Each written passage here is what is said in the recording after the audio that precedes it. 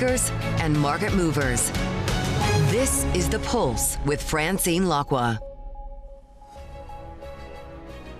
Well, good morning, everyone, and welcome to The Pulse. I'm Francine Lacqua here in London. Now, Israel is accusing Hamas of reneging on part of the Gaza ceasefire and hostage release deal that was already agreed upon and is creating a last-minute crisis that prevents the completion of the accord. Now, we've seen people celebrating the deal, but now the Israeli Prime Minister, Benjamin Netanyahu's office, says the government's cabinet will not convene to approve the deal until the mediators notify Israel that Hamas has accepted all elements of the agreement. Well, our Bloomberg colleagues are here to discuss all of this.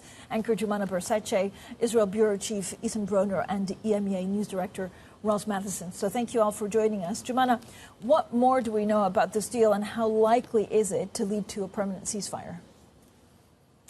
Well, I think that's the key question here, Francine. And the headlines that have just come out in the last half an hour suggest that there's still a lot of obstacles to move away from a temporary ceasefire towards a permanent cessation of hostilities. Ethan will give some more color from Israel, but the cabinet was supposed to meet later today to vote on the deal.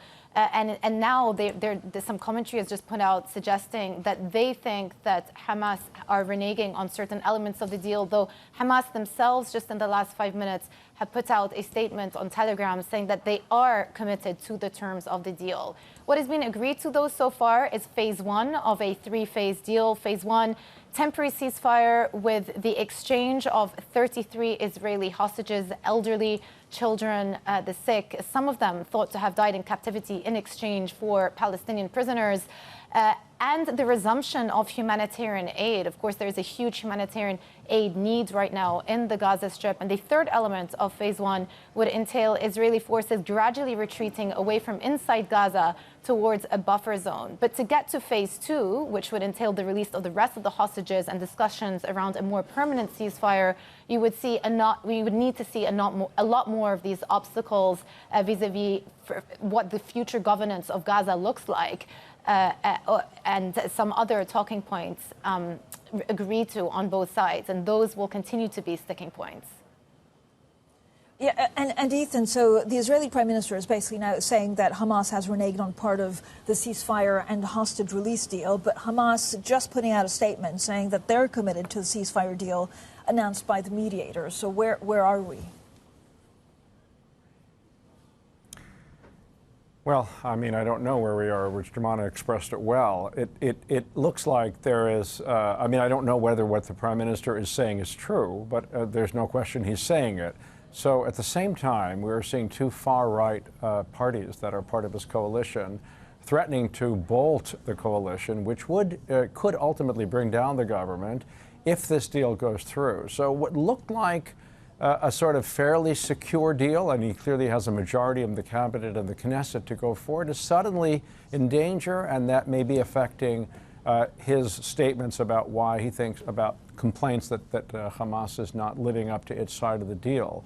I mean, there are numerous details, which prisoners will be released, on what kind of schedule, all sorts of things that are not necessarily all written down. And so it's easy for one side to say suddenly the other side is making new demands. And, you know, fundamentally, they have such different goals. The goal of Israel is for Hamas to be destroyed and eliminated in any position of power in Gaza, and the goal of Hamas is to retain its power and drive Israel out of Gaza. So ultimately, they're on a kind of collision course, even though they're theoretically negotiating a compromise. And Roz, yesterday, I mean, we also saw a press conference by the Qatar Prime Minister in Doha. I mean, they've been mediating. I imagine today, after this very fragile ceasefire, we're unclear at this moment exactly what happens next. I imagine that both Donald Trump and Joe Biden will be calling the parties involved. Well, that's right. And of course, it was interesting to see the outgoing U.S. administration and the incoming U.S. administration working together on this. Joe Biden wanting something done before he exits, Donald Trump wanting something as he comes in. And obviously, Benjamin Netanyahu saying he's going to go and see Donald Trump pretty soon. But going forward, this is going to be very messy for Donald Trump. As Ethan was just saying, you've got major complexities inside Israel politically. You've got fundamental differences still between Hamas and Israel. You've got a lot that's not written down already, accusations that one side is reneging on a deal. In what way, we don't know. How much that imperils things is unclear. And a long-running fragility that's going to continue in the region with Israel and beyond, let alone talking about reconstruction. I mean, you've still got issues in Lebanon. You've got what does Iran, intend in all of this, whether they fit in, and their remaining proxies, whether they fit in. And so for Donald Trump, very, very tricky going forward. For Qatar, which is, really pushed hard for many months to get this and been accused by the US at times, not by Joe Biden, by others, of sort of really favouring Hamas. They've been really pushing to get this done. How much do they need to keep Hamas on track? So a lot of fragility, really, and it's not going to be an easy task for anyone. Ethan, how was the deal received in Israel? And again, have we heard from the far right this morning? The far right is rejecting the deal. Both parties on the far right have said that they reject the deal. One has said he would remove his party from the coalition if the deal went through. The other has not said that, but is talking about it. And together they have 14 mandates out of 68. Which is you need a majority of 120. So they could, in theory, turn this government into a minority coalition that really couldn't rule. Whether they'll go ahead and do that is far from clear. The understanding until now was that one of these two parties would not walk, but there's incredible pressure. What's interesting is that you see on the far right in Israel, Channel 14, which is a mouthpiece of the far right, as well as Yisrael Hayom, a newspaper of the far right. And then, American conservative Jews are all saying this is bad, this is rewarding terrorism, this is something that will endanger Israel. We mustn't free hundreds of hardened criminals out of Israeli prisons. They will come back and do again what happened on October 7th of 2023. So what looked like a moment in which this compromise could be reached is suddenly imperiled. But it's a little bit hard to tell if it's, just kind of chatter to push certain aspects of the deal forward, or whether it really will not go forward. I don't know. Yeah, and Juman, I guess, beyond this, if we do have a ceasefire, then the big, harder question is what the two sides will decide, for the following phase. So if, Hamas wants a full Israeli withdrawal from Gaza and Israel wants to remove Hamas indefinitely.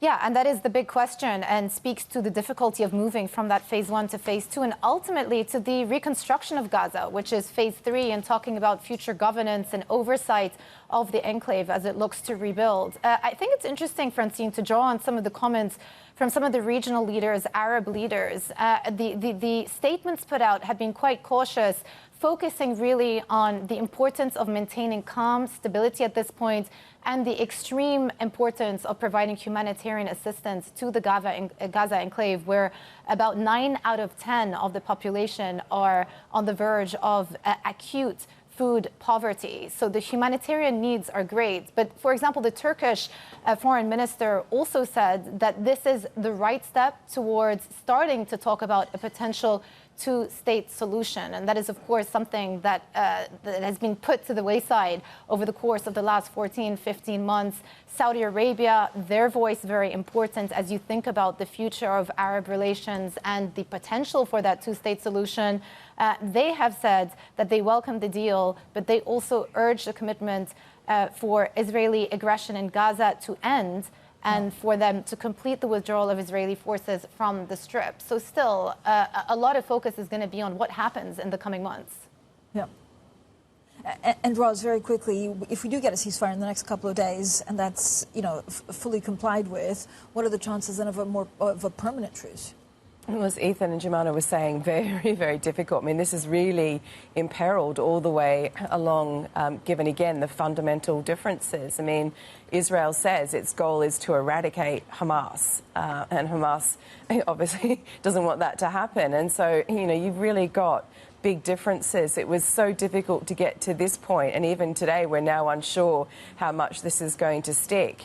And so all the way along the line, you've got differences about how many further prisoners in Israel, Palestinian prisoners to release. What does that look like in terms of governance? How long do Israeli troops stay? Where do they stay? I mean, this is exceptionally fragile. And, the idea of fundamentally reconstructing Gaza has to be something that's much more in the future. Thank you all for joining us. Jemana Barseche, Ethan Broner, and Rosalind Matheson. Now, coming up, traders back at fully pricing in a Fed rate reduction by July following the U.S. inflation report. We discuss that next, and this is Bloomberg.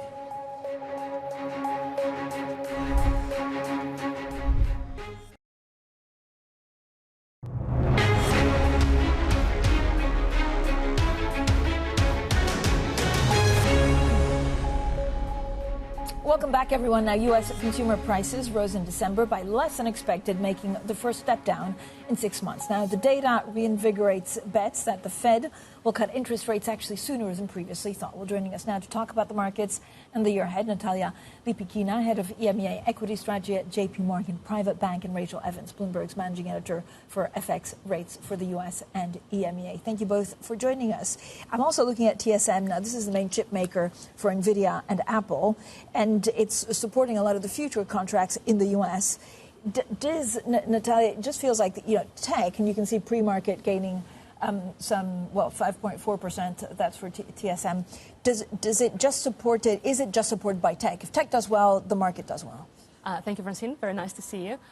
Yes, we think that this earnings season, tech will again be the leader amongst the sectors. Well, actually, if we look into the U.S. market, technology is supposed to rise double digits again this quarter, supported predominantly by this AI theme.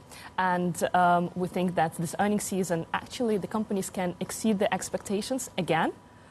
Last quarter, the earnings growth was 8%. This quarter, the market expects 18%. We actually think that it can be around 14%. Predominantly driven by tech. And Rachel, I mean, we're, January 16th, and we've had quite a lot of volatility, and everything depends on Fed. I mean, everything always depends on Fed, but I feel like really, even a small percentage point of inflation makes a huge difference to all markets. Yeah, I mean, it's been an incredibly volatile start to the year, and I think it's just, it tells us how much the market has had to adjust its expectations over recent months. We sort of August, September time, we were thinking this was going to be a year of, lots and lots of cuts. People have really had to wind that back towards the end of the year. And as we've kind of headed into 2025, it's been this question of, OK, do you stick with the idea that the Fed might just cut once this year? That seems far too low. Even the Fed is saying that they plan to cut twice this year, or at least they see themselves cutting twice this year. So I think the inflation print yesterday, that gave people some sense that, the Fed could afford to cut, that the inflation was coming down and that they would be able to do more this year. Yeah, but we have so many question marks, Nataliia. I mean, we're going into, of course, inauguration on Monday. Inflation could flip depending on tariffs and trade, and that, of course, hurt consumers or not in the U.S., also filtering through equities. Well, I would say that we had a very strong start to the earnings season, actually, so far. U.S. banks reported yesterday, and we have a confirmation that unemployment rate in the U.S. is low, and the labor market is quite resilient. So on the macro front, actually, we're seeing a lot of support for the equity market. And the CPI print yesterday was also a bit of a relief for the market, and that's why we continue to lean on earnings, thinking that macro is actually quite well behaved right now. Rachel, is there a belief in the market that actually the scope of damage that the Trump policies could do will be limited because he cares about market reaction? There is certainly that sort of theory going around, this sense that maybe the introduction of tariffs will be more gradual or more limited because, that we have seen some wobbles in the stock market, particularly as yields have been pushing up around that 5% level. That's got a lot of people worrying about just how much further yields could go and the impact on the stock market. And we know that, Trump has, historically been quite attuned to the stock market. He likes to sort of talk about the stock market rising to records under his watch. And obviously, tariffs would potentially be a headwind. tailwind for markets generally.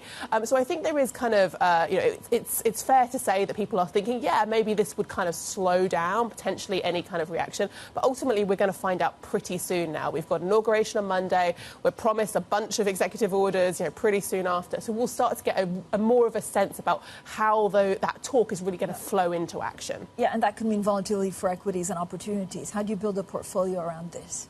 Yeah, so we continue to prefer US over Europe, but we think that investors should have a global approach in order to have the portfolio resilience. This is one of the biggest themes in our outlook this year is be prepared for potential volatility, but at the same time, make sure that you have a global perspective when you build the portfolio.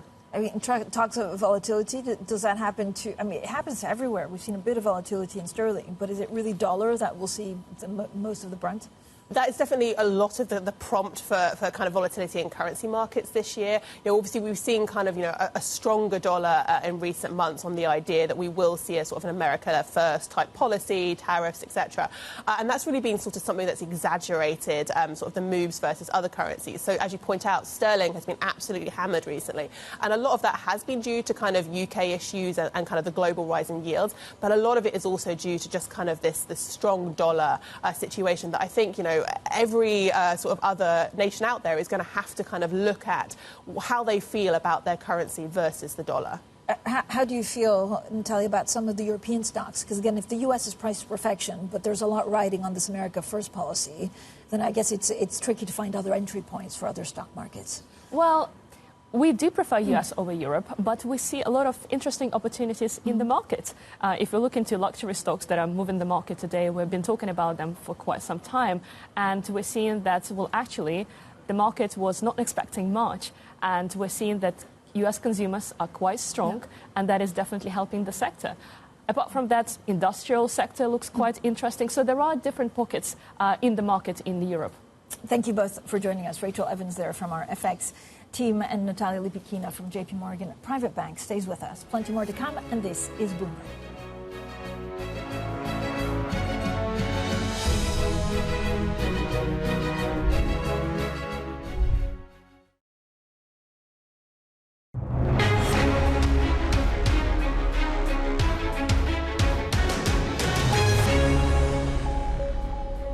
Well, European luxury stocks are surging this morning after Richemont's surprise third-quarter sales. Now, this partly has to do with some of the low base. Let's get back with Nataliia Lipikhina, head of EMEA equity strategy at JPMorgan Private Bank. Richemont is getting some 17%, Nataliia. I don't know what's going on. So you explained it beautifully. I mean, part of it is that investors are hoping that's an early sign of recovery, but really it's just that it also came from a very low base. Absolutely. It was a very low base. The market didn't expect much out of this earnings. The last quarter was quite subdued. And we're seeing that actually a lot of regions are showing better than expected performance. US continues to be strong, and that has a bit of an impact on the European performance as well. US tourists coming back to the European region. In China, is not as bad as the market was expecting. So, I mean, this is a pretty incredible pop, again, from a low base. Are there any other sectors in Europe or elsewhere that could benefit if things go okay for them and China holds on? I think industrials. Industrials is also the sector that has exposure to China. So if China is not as bad, we may see a positive price reaction because of low expectations. But also industrials because of their exposure to data centers and AI, coming back to what we were discussing before, on, AI and tech continue to drive the market further. How do you view China right now?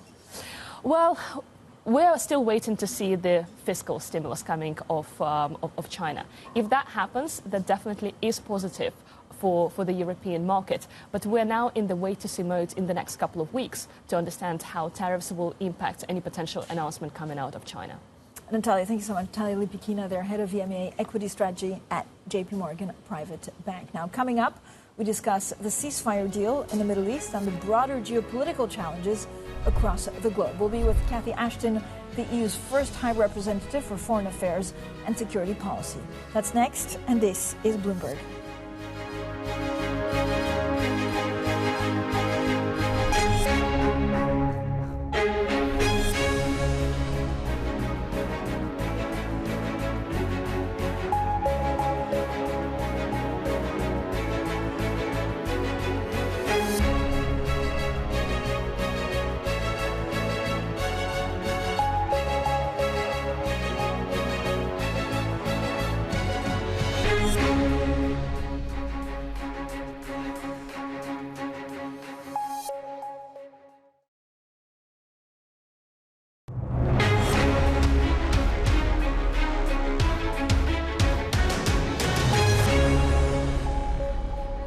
Well, good morning, everyone, and welcome to The Pulse. I'm Francine Lacqua here in London, and these are your top stories. Israel accuses Hamas of reneging on parts of the ceasefire deal to pause the 15-month long war in Gaza. Hamas says it's committed to the agreement. European stocks join a global rally as cooling core inflation in the U.S. keeps alive the prospect of Fed easing this year, as positive earnings news also boosts sentiment. Plus, European luxury stocks soar after Cartier owner Richemont sales unexpectedly jump during the holiday season. But let's now return to our top story this hour. Israel is accusing Hamas of reneging on part of the Gaza ceasefire and hostage release deal that was already agreed on, creating a last-minute crisis that prevents the completion of the accord. Now, we've seen people celebrating the deal, but now the Israeli Prime Minister, Benjamin Netanyahu's office, says the government's cabinet will not convene to approve the deal until the mediators notify Israel that Hamas has accepted all elements of the agreement. Hamas has responded, saying they remain committed to the deal. Well, my next guest is very familiar with the precarious nature of diplomacy and mediation. Catherine Ashton was the European Union's first High Representative for Foreign Affairs and Security Policy, the first female EU Commissioner for Trade. She's also the author of And Then What? Inside Stories of 21st Century Diplomacy, her insider account of navigating the hallways of power and across the globe. So Cathy Ashton joins us now. Thank you so much, Baroness Ashton, for joining us. I have a million and one question on how to deal with Donald Trump over the next 100 days. But we had news late last night about a ceasefire deal. Many people thought that it would come into effect. And now it's all open on what happens next. What would be going behind the scenes through diplomats now? So I think there are two things to bear in mind. The first is that this is a really challenging and difficult deal to put together. As we've seen, it's basically the deal that was begun last May, and that Joe Biden has put huge emphasis on with Tony Blinken and the team. And we knew then, and we've known all along, that it would be very, very complicated to put together, not least because the politics are challenging within the region and extremely challenging within Israel. I also think there is something to do with the fact that we're about to change presidents in the US, that the pressure points are kind of a bit odd at the moment. There's a lot of emphasis by especially Benjamin Netanyahu on the role of President-elect Trump. That's understandable. He's putting his own pressure on. His people are working with the Biden team. So it just may be that you need these sort of few days to push forward in order that this becomes maybe the first thing that happens under the new administration. I'm not saying that's the reason why this is held up, but you can see all the sort of political ways that actually trying to get it over the line from the US perspective needs that extra push, and also, of course, for Prime Minister Al-Thani in Qatar. If, of course, a ceasefire comes into place, what's phase two looking like? How do we get to a more permanent truce? Well, 16 days later, as it were, they have to begin the process of deciding how to make this permanent. There doesn't seem to be, as far as I can read from press reports, a lot of detail about that. And that is a really, really difficult thing to do. You'll have got some hostages out, we hope. They'll have got some aid in, we hope. But there'll be a huge amount to do. And on that 16-day mark depends the future, really, of all the people in Gaza and also for the people of Israel, because trying to move forward with this is of enormous significance to them too. Of course, Donald Trump is being inaugurated next Monday. What have we learned so far about his foreign policy in regards to the Middle East, but also elsewhere, China, Ukraine? Well, I think we've had some sort of messages. We know that he's very interested in playing a role in stopping wars, let's put it simply. That, of course, applies to what's happening in Ukraine. But the relationship with Putin is not straightforward, and President Putin does not do what other people tell him to do. So I see a sense that they might be moving away from suggesting that can be done very quickly. And he's obviously going to get a lot of pressure within Congress as well from Ukraine not to just give this away, not to be somebody who's seen to be on Putin's side. And then we've seen some extraordinary statements about Greenland, Canada and so on. But, you know, he's the master of getting the headline. He's the master of saying something or not saying something in the case of would you use military force against Greenland. You know, the idea that he and Denmark are going to war doesn't seem realistic. But by not saying that, it's set off a whole set of issues, not least for the Danish Prime Minister and for the people of Greenland, but also it kind of keeps things moving along. And it feels like these are almost a little bit of a distraction from the main elements for the foreign policy that he's going to have to put in place, of which China's clearly going to be key, but also what he wants to do on Ukraine and Russia and, of course, in the Middle East too. You've spent your whole career actually dealing with either unreadable or tricky personalities, foreign, of course, statespeople. What's the right way of dealing with Donald Trump right now? I spent quite a bit of time with some of his foreign policy people in what we now call Trump 1. And that was really interesting because it's a combination of people who've got years of experience. I may disagree with them on how they do something, but you can see the sense of direction. I think this time we'll see things slightly differently. It will be much more, I think, clear early on where he's trying to get to. And a lot of his work will be domestic. So on foreign policy issues, what I would say to anybody is listen to what he says, because he says what he means at that point, and he often continues to mean it. Look at what the realistic elements of what he's saying are, and that's especially going to be important as everybody gets very nervous about tariffs, but also finding ways that you can build the foreign policy commitments. For example, with NATO. I don't think that he'll pull out of NATO, but I think he is going to pressure for more money to be spent by European countries. And to be fair to him, he's been incredibly successful in achieving what previous presidents have failed to do, which is getting European countries to pay more. There's the added complexity of Elon Musk, who's an advisor to Donald Trump. We understand he'll have an office in the White House or close to the White House. And he's attacking, including, the Prime Minister, but he's attacking foreign actors. He's supporting some, for example, of the far right in Germany. What's the right way to deal with him? Well, he's obviously going to be an important player in the Trump administration, at least for now. Whether he will decide to stay long term will partly depend, I think, on where his other interests lie. I always think with anyone who is playing a key role, you have to look at what their motivation might be. And I think for Mr. Musk, he's primarily a businessman. And so some of the things that he's saying are, I think, relevant to how he sees not just his business, but the world he's in, whether it's artificial intelligence, robotics, space, and so on, as being really important. So when he says to NASA, you shouldn't focus on the moon, you should focus on Mars, that's a fair point from his perspective. So some of this is about business. Other, I think, will be about his own opinions. What's the right way of the UK in dealing with this? Again, they're kind of trying to get the new Labour government trying to get closer to Europe, whilst trying to do, to fend off, I guess, the US or some of the attacks from Elon Musk.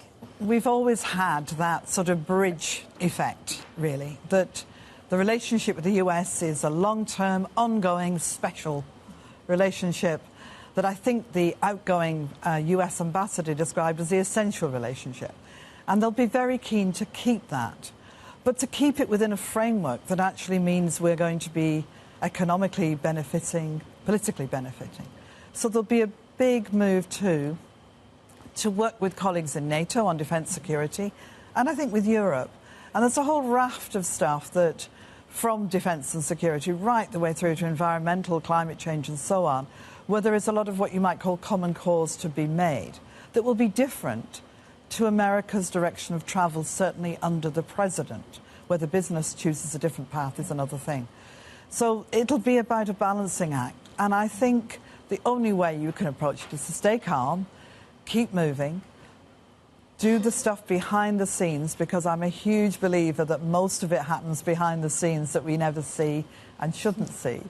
And not get too distressed or kind of turned away from your objectives because of what's happening that seems to be incredibly newsworthy, but actually is just a lot of rhetoric that's going on in the background. I mean, very true for diplomacy, but also great general life advice. Thank you so much, Baroness Ashton, for joining us. Catherine Ashton, they're a former EU High Representative for Foreign Affairs and Security Policy. Now, of course, we're top of mind for risk experts surveyed by the World Economic Forum. Up next, we dissect the top global risks of 2025 with the WEF Managing Director, Mirek Dusek. That's next, and this is Bloomberg.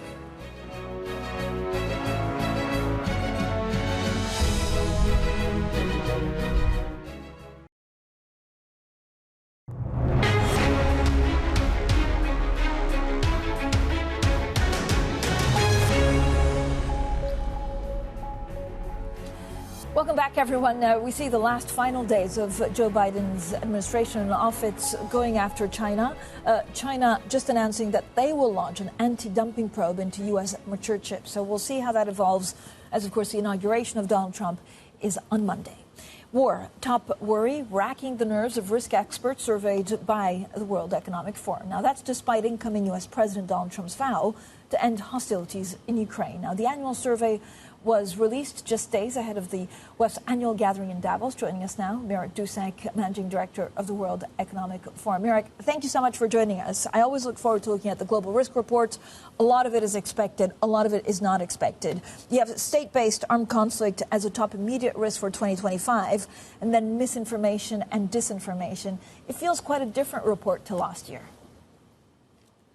Thank you for having me. We're very happy to be releasing our 20th Global Risks Report in also preparation for the annual meeting in Davos that's going to be taking place next week. As you said, the top-ranked risk for the current landscape, and we are looking over three categories of time horizons: current, short-term, and long-term. So the current one, indeed, state-based armed conflict is ranked as number one. And it's a big climber because 2 years ago, for example, in the two-year outlook, it wasn't even among the top 10 risks. We would assume, of course, based on the data as well as the research that we do accompanying it, that it is, of course, related to the more complex geopolitical environment. We have a record number, unfortunately, of conflicts around the world, humanitarian emergencies. The ongoing war in Ukraine, the conflict in the Middle East would be factors here. On the two-year time frame, as you also mentioned, the top ranked risk is misinformation and disinformation, which is a return from last year. So that was the top ranked risk for a two-year time frame. Last year, it's again this year. Yeah. We are, I think, all tracking the role of misinformation and disinformation, right, and how it is connected to social polarization. And Mirek, you also have a very interesting, actually, breakdown depending on who you ask in terms of stakeholder groups. So you've asked civil society, international organizations, academia, government, and the private sector. And they also worry about some of the extreme weather events. But it doesn't really come in general as one of the top risks. What's changed? No, I think just overall, to complete the picture, environmental risks and climate-related risks are consistently ranked highly for the long-term horizon, and that is the case again this year. What is actually new is that, particularly on extreme weather events as well as pollution, it's now popping up more also in the shorter-term horizons as well. So that is actually a change. I guess it's understandable with what is happening around the world right now with extreme weather, particularly for the current landscape. But for example, pollution is something that has, in a way, surprisingly risen in those short-term outlooks based on the data. And so I think this is something that we need to pay attention to. Yeah, and there's also structural forces that you point to, and this is basically technological acceleration. This is, for example, demographics and geostrategic also shifts. Does that underlay lead to more complexities than 2-3 years ago? I think overall there is this sense that we are on the cusp of a new era for the world economy, or at least a new situation for the world economy. And so these shifts are being tracked in the data as well. As you said, there is quite some data pointing to increased perception of risks around geoeconomic fragmentation. And on the technology front, that's quite interesting, where in the long-term time horizon, for example, some adverse effects of AI are being tracked quite prominently. But if we look at the short-term horizons, it is not among the top risks. But we've looked at overall how technology-related risks have been faring in the past. This is our 20th edition. And we seem to have this phenomenon where it takes a while for people around the world and experts business leaders to really understand the implications of some of these technologies. So usually when these new technologies emerge, there is not as much emphasis on the risk side of things, but then as we take time, we are able to maybe be more nuanced around those considerations as well. Just to say that that's going to be also very much on the agenda next week at the annual meeting in Davos, where we, particularly on the technological front, we will be looking at both, of course, opportunities. The theme is shaping the intelligent age, but we also will be looking at risk and ethical use. Thank you so much, Mirek Dusek, there, Managing Director of the World Economic Forum. And of course, we'll have full coverage from Davos Week starting from Monday morning. So we have some great exclusive interviews. Please tune in for that as well. Coming up, we talk a little bit more about markets. Is luxury bouncing back? Richemont posting a surprise double-digit jump in sales. We'll have the details next. And this is Bloomberg.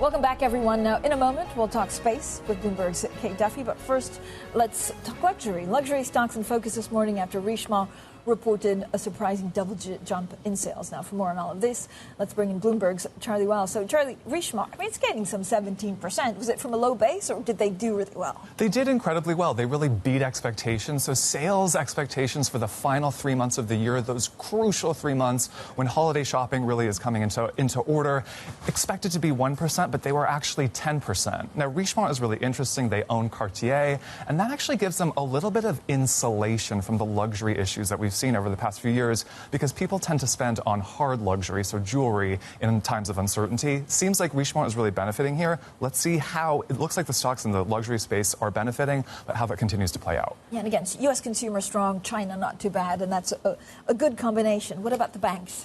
All right, look, so we are in the thick of U.S. big bank reporting. They have been coming out with some really strong narratives. We're seeing on the trading side, records at a lot of the big banks. We're seeing even on the lending side, money continue to come in from net interest income, given where the rates are. Today on tap, we've got Bank of America. They've got that huge consumer segment that you alluded to. We've also got Morgan Stanley. Analysts looking at Morgan Stanley are really going to focus on wealth management, particularly flows into that business division that has become so important for them.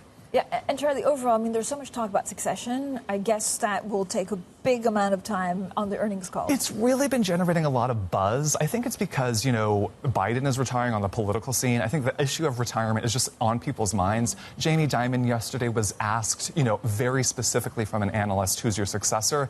He kind of demurred. There have been some promotions. There have been some retirements announced, but really they're kind of staying mum. I think they don't want to give anyone the wrong or the right idea, at least at this point. Okay, thank you so much, Charlie. Now, Jeff Bezos is also new flagship rocket, Blue Origin, lifted off for the first time and successfully reached orbit in a crucial test of the firm's ability to challenge SpaceX. Now, while the new Glenn rocket's upper stage successfully reached orbit, the booster portion was destroyed as it attempted to land on a barge in the Atlantic Ocean. It's like this candle. Autopilot enabled. T-minus 10, 9, 8, 7, 6, 5, 4, 1.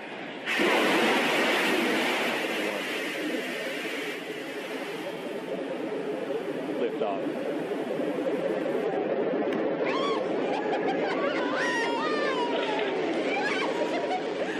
Now, for more, let's bring in our Bloomberg Eurospace reporter, Kate Duffy. Kate, it always does something, like watching this live, but also rewatching it. They've had to delay it for a number of days. How big a deal is this?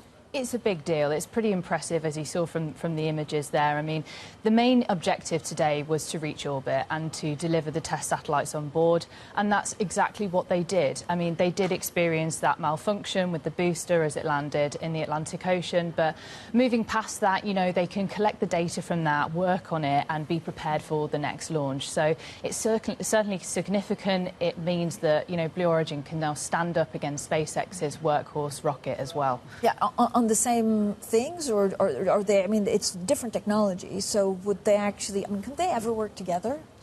I'm not sure about working together, but they certainly do similar things. I mean, they both deliver satellites to orbit. The big difference is that New Glenn it can carry a heavier payload into orbit compared to SpaceX. But obviously, the Falcon 9 is way ahead of New Glenn. It's reusable, it's reliable, it's the most frequent satellite launcher that we have at the moment. But New Glenn, the fact that this actually did succeed today proves that potentially they could stand up against each other and be good competitors. Kate, how much disappointment was there that, I guess commentators confirmed that the booster portion of the rocket was destroyed as it attempted to land on this barge in the Atlantic Ocean. So first goal achieved, secondary goal set back. Bit of a setback. This is something that we're seeing with SpaceX's rockets, that they are landing successfully on these barges in the middle of oceans. So this is a really hard bit of technology to master, and it will just take a few more launches, perhaps, for them to sort this out. Do we know if Jeff Bezos is trying to get close to Donald Trump? He has commented in a Bloomberg interview that, it's a competitive environment, and it's good that SpaceX is also in the business as well. Obviously, Trump's administration is displaying sort of pro-space ambitions. Musk is involved, so it will sort of leverage Bezos's business potentially. Okay, that's what I'm going to watch at the inauguration, how close to billionaires are sitting next to Donald Trump. Thank you so much, both of you, for joining us, Charlie Wells and Kate Duffy. Now, HSBC is also expected to reduce bonuses for some employees, particularly in corporate institutional banking, as part of its cost reduction efforts. So we'll have plenty more also on some of the European banks shortly. Coming up next, Bloomberg Brief. We'll have plenty more on the markets. We'll have plenty more, of course, on, FX, bonds, and European equities. Luxury, Richemont gaining 17%. This is Bloomberg.